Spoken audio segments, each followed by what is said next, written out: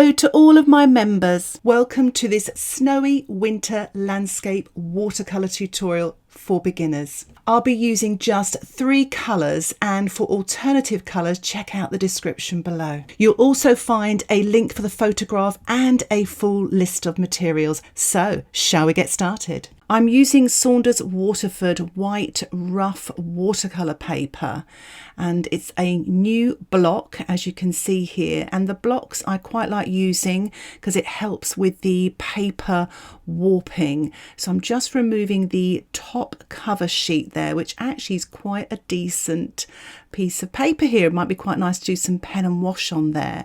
I'm putting on some washi tape around the edges here. I quite like washi tape. It's very kind to my watercolour paper and stops any seepage, any paint going under the tape there. I've sketched an outline of the drawing, and as you notice from the actual photograph, I've actually taken out a few sheep to simplify things. I'm using a synthetic brush dipped in liquid soap, and I'm masking out the house here, but you don't actually have to do this. You could quite easily paint round this as well, but yes, I'm applying this masking fluid wet on dry onto the white and light of the house. I'm also going to mask out some posts in the distance there, and I'm going to allow it to dry naturally. I find if you use a hairdryer to dry masking fluid, it can be very difficult to remove, so I would suggest drying it naturally. Once your painting is dry, I'm just using 3 colours here, as I said earlier. This is ultramarine, so I'm mixing up a puddle of kind of milky ultramarine using my size 6 brush, and I'm actually using Indian red. It's only because it's in this Sienna box. I would actually recommend light red if you have it. It's more of a terracotta colour, and it does mix really well with ultramarine. And I'm using Naples yellow deep, again because it comes in this Sienna box, but you could use raw sienna. And if you don't have any of the reds, you could use burnt sienna. So what I'm doing now, I've got my puddles of paint mixed up, and I'm wetting the sky area around the house there. Just make sure you sort of spend a little bit of time wetting the paper, letting the water soak into the membranes of the paper. It really will give you more time because it won't dry as quick. I'm also putting my framing tape there to allow the painting to be on a little tilt there. It allows the paint to flow down more naturally and stops puddles as well, and it helps you to avoid back runs. I'm using my size 10 brush. You could use a larger brush actually, painting wet into wet these lovely colours, and I started at the blue sort of end and then sort of went in the middle there with my palette with more of the Indian red. As you see there, going towards the horizon, I've got a little bit more Indian red, and I've rinsed off the brush there, and I'm going to use a little bit of the Naples yellow now, sort of brushing it on the horizon, letting it catch that Indian red with a touch of the ultramarine to create a lovely sort of light sort of colour on the horizon. Now I've swept in a little bit more of the Indian red with a touch of ultramarine just to sort of blend those colours there, sort of right up to the house, carefully painting round the house there. Don't worry if you get a little bit on the rooftops there. I'm rinsing off my brush and just using clean damp brush now just to soften that horizon there. I felt it was a little bit too dark on the horizon, so I'm tilting my board here now and spritzing just that corner there, the bottom left hand corner of the horizon there. And sometimes I find spritzing like this, tilting and just running all that dark paint off there works quite well rather than going in with a brush.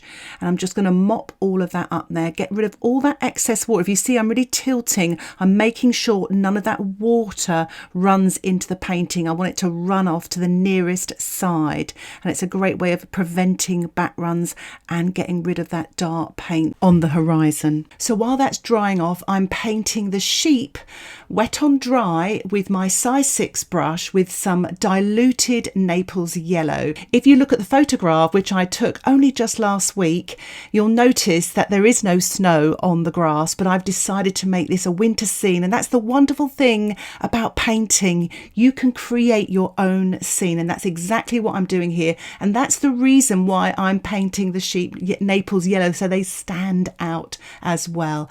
And they look lovely and soft also. I've painted a little bit of shadow underneath their bodies, and just to sort of describe some of the shadows on their legs, using the ultramarine with the Venetian red, damp into damp, using my size 4 brush. I'm painting some shadows now with the mixture of ultramarine and Venetian red, wet on dry, so it just sort of makes them look like they're on the snow. They're casting some shadows, imaginary shadows, and I'm just softening them now with my size 4 brush. It's been diluted, it's a damp clean brush, and just softening those shadows, rinsing my brush, taking the excess water off on a paper towel and softening again, and it really does create that lovely soft glowing effect. I'm also using the paper towel to lift off as well and to soften back.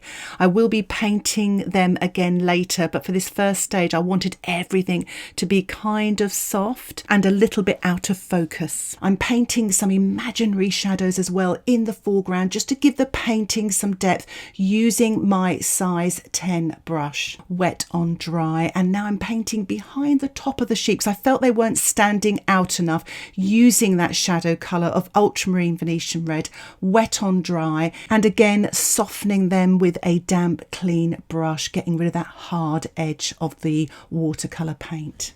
I've tried to keep the top of the sheep as light as possible, so when I paint this soft shadow at the top and around them, wet on dry, softening as I go, it really allows the sheep to stand out from the white light background there.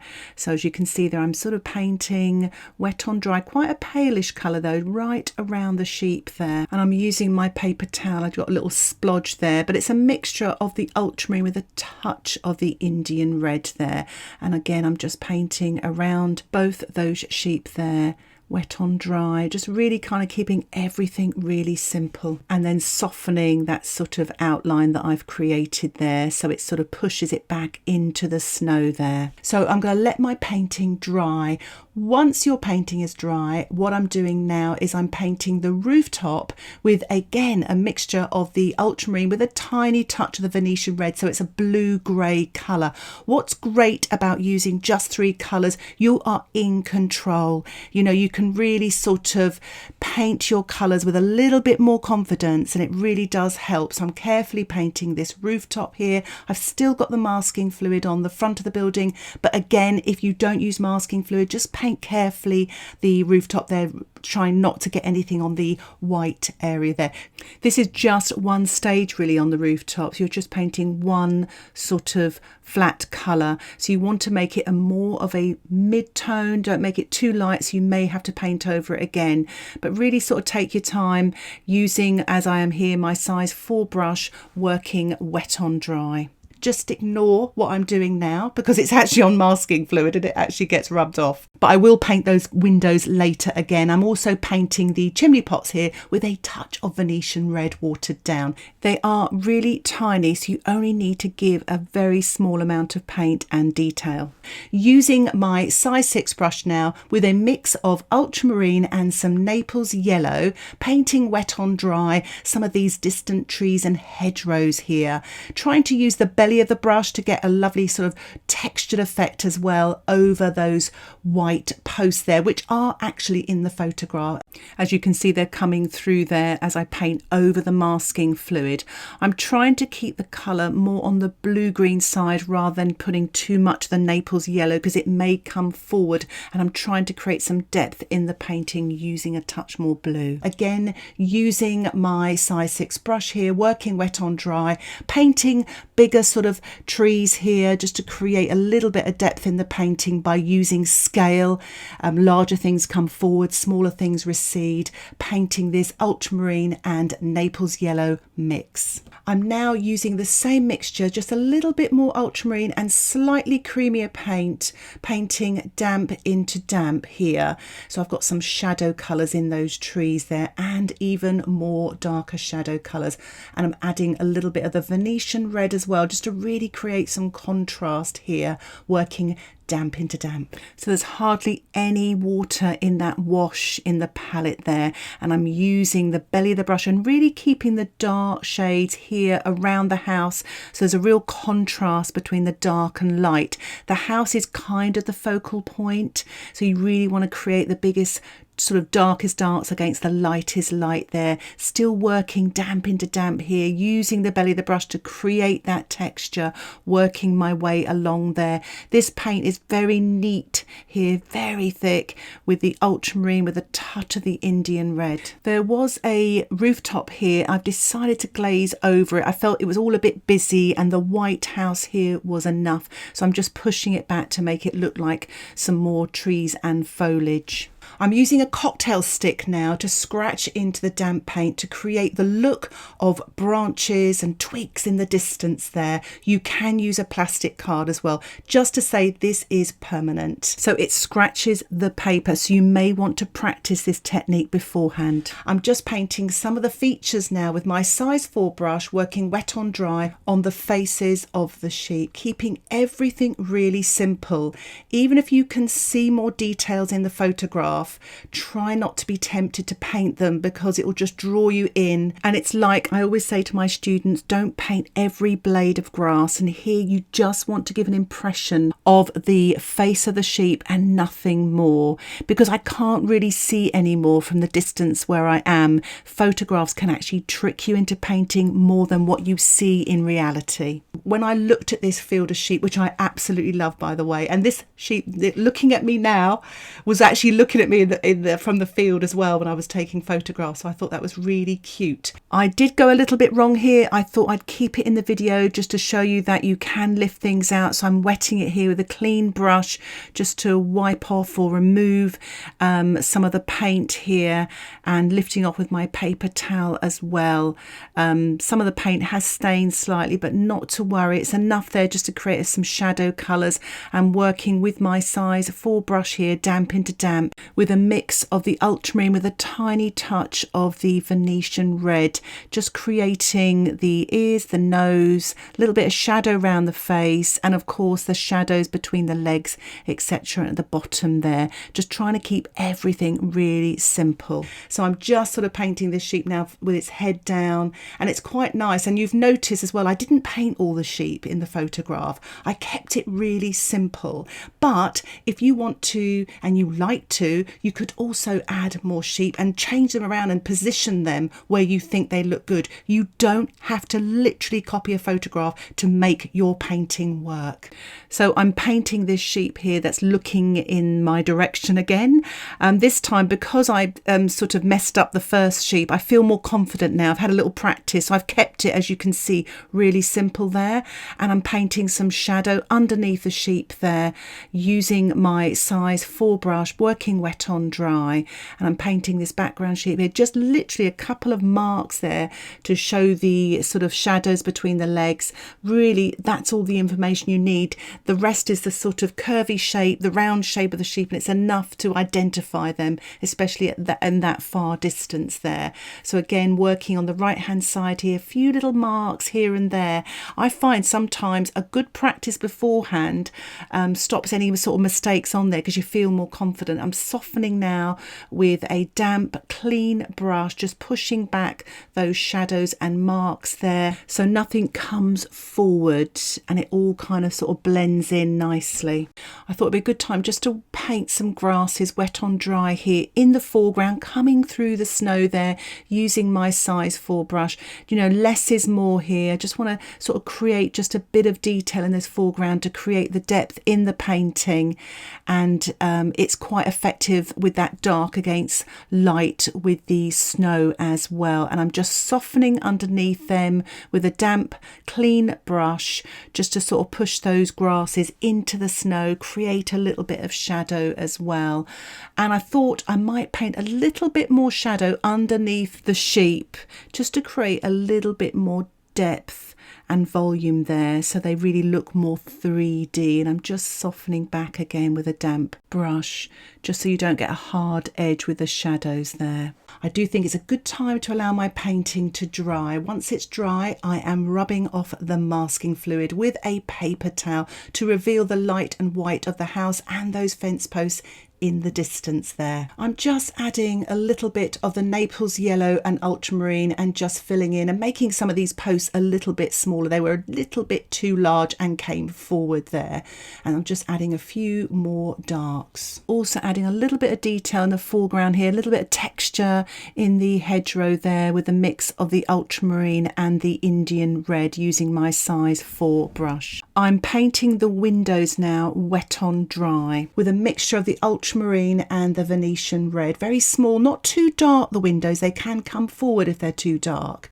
I'm just painting the windows to the side here and some details and literally some little dark marks to the right hand side as well. Remember, less is more. I'm also painting some of the shadows down the side of that chimney breast there and a little bit more under the eaves, just finessing as I go. Try to keep it really simple and just paint each area once. It's a good time now to allow your painting to dry. Once it's dry, what I'm doing now is I'm painting some shadows on the left side of the building there, obviously on the left side of the chimney as well, and just sort of finessing, just darkening things up. It's actually quite a small area, so do use a small brush if you feel comfortable. I'm just adding some darks and details with my size 4 brush, wet on dry, just to create some texture in the foliage around the house and in the distance, covering up some of those fence posts as well. I felt there was too many there, so it's always good, you can make changes in watercolour. So what I'm doing now is I'm just painting some grasses with my size 4 brush, wet on dry, just to kind of really bring that foreground forward with a mix of the ultramarine and the Venetian red. And I'm just softening and painting some shadows under the grasses and under the sheep as well, just to really sort of bring them out.